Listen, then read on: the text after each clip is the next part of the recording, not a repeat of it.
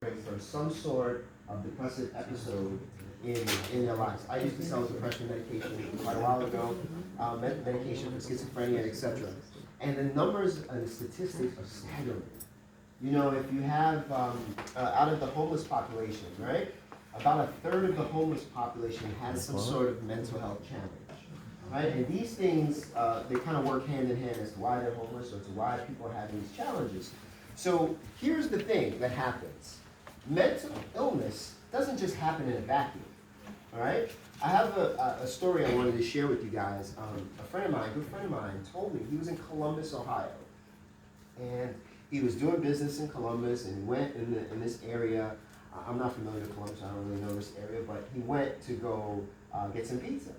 And he saw this homeless guy in the front of the pizzeria, and he was kind of talking to himself, but he was making chicken noises, like literal clucking chicken noises. And he looked at it, he was just really intrigued by this. So he went over to this guy, and he didn't know if he was doing it for attention or if he was really, so he was trying to have a conversation with this guy, and he said, "Why are you making chicken noises, or what's going on?" And he said, the man responded very seriously, like,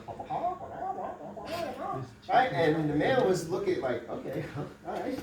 Have a great day. He went inside to go get something to eat. And he said another person followed him inside the store and said, "Hey, excuse me, I saw you were talking to Charlie."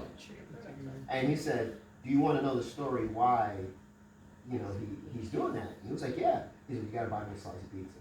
So he said, "Okay." So he bought the guy some pizza, and they sat down, and he said, "That man used to live in X area." And he said one night he woke up and his house was on fire. And he was like in a panic. So he just literally opened up his window and jumped out in his PJs, right, onto the lawn, and he was looking at the fire. Then it dawned on him, his wife and his family were still inside. So he turned to run back inside, but by that time the blaze was so intense that he couldn't even open the door, he couldn't get back in.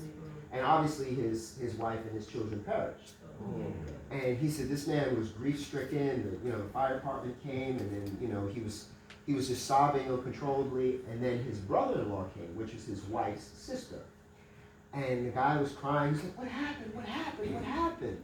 And he said, "I jumped out of the house. I was panicking." And he said, "You jumped out of the house and you left my sister and my niece and my nephew. I mean, my two nieces in there. What kind of chicken are you?"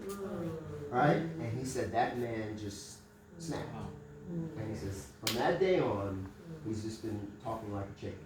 And he says he walks around in his cart with two plastic baby dolls and a Barbie doll. The Barbie doll represents his wife, and the two little baby dolls represent his daughters. And I tell you that story because my friend was really he said, you don't know what people are going through. And I like to share that because in mental health, people always assume, these people, they might be on drugs. Yes, drugs plays a role with mental health, but there's a lot of people who go through traumatic life events. I mean, I'm talking about people, high-achieving people in banking, people in finance, people in the arts, people, it doesn't matter where you are, but when you have that traumatic life event, or if you're ingesting too much, things like this happen. Because the root cause of a lot of these problems are stress. Right? A lot of this, that's why we're sharing with you guys, the men and women of God, a lot of you pastor people, and a lot of you come into a lot of contact with a lot of challenges. I was talking to Pastor Sam about this last night, and I know that you guys deal with a lot of counseling. You probably do some sort of counseling, whether it be religious counseling, or I don't know if any of you are licensed to do any sort of other kind of counseling, but what happens is, regardless of what you're doing, someone is telling you problems, challenges, they're leaning on you. They're extracting from you. How many of you always feel like somebody's pulling from you? Right? And what happens is that if that's not replenished, what happens if you pull from something? What happens after a while to burnout? Right, it's empty after a while. Anything, right, including your spirit. So what we want to talk about is get a checkup from the neck up. You guys, since you're counselors yourselves, since you're men and women of God, go speak to someone. Talk to someone, whether it be a pastor, whether it be a counselor, whether it be a mental health professional, if you want to go really professional with it, a psychologist, psychotherapist.